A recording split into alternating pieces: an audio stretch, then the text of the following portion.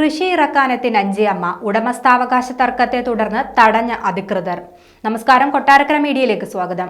TLA കേസിലെ വിധിയിലൂടെ ലഭിച്ച ഭൂമിയിൽ കൃഷി ഇറക്കാനെത്തിയ നഞ്ചിയമ്മയെയും ബന്ധുക്കളെയും തടഞ്ഞ് പോലീസും റവന്യൂ ഉദ്യോഗസ്ഥരും. ഭൂമി ഉഴുത് കൃഷി ഇറക്കാൻ ട്രാക്ടറുമായി എത്തിയ നഞ്ചിയമ്മയെ ഭൂമി ഉടമസ്ഥ അവകാശ തർക്കം നിലനിൽക്കുന്നതിനാലാണ് ഉദ്യോഗസ്ഥർ തടഞ്ഞത്. കന്ദസ്വാമി ബോയൽ എന്നയാളും തന്റെ ഭർത്താവും തമ്മിലുള്ള TLA കേസിൽ 2023 അനുകൂല വിധി ഉണ്ടായെന്നാണ് നഞ്ചിയമ്മ പറയുന്നത്. തങ്ങൾക്ക് അനുകൂലമായ വിധി നിൽക്കെ തങ്ങൾക്ക് അവകാശപ്പെട്ട ഭൂമി കൈവശപ്പെടുത്താൻ റവന്യൂ വകുപ്പിലെ ഉദ്യോഗസ്ഥർ ചിലർക്ക് ഒത്താശ ചെയ്തു കൊടുക്കുകയാണെന്നും നഞ്ചിയമ്മ ആരോപിച്ചു. 19-ാം തീയതി ഈ വിഷയം ചർച്ച ചെയ്യാമെന്ന ഉറപ്പിലാണ് നഞ്ചിയമ്മ മടങ്ങിയത്. അഗളി പ്രധാന റോഡിലെ 4 ഏക്കർ ഭൂമിയിൽ കൃഷി ഇറക്കാൻ വേണ്ടിയാണ് നഞ്ചിയമ്മയും ബന്ധുക്കളും എത്തിയത്.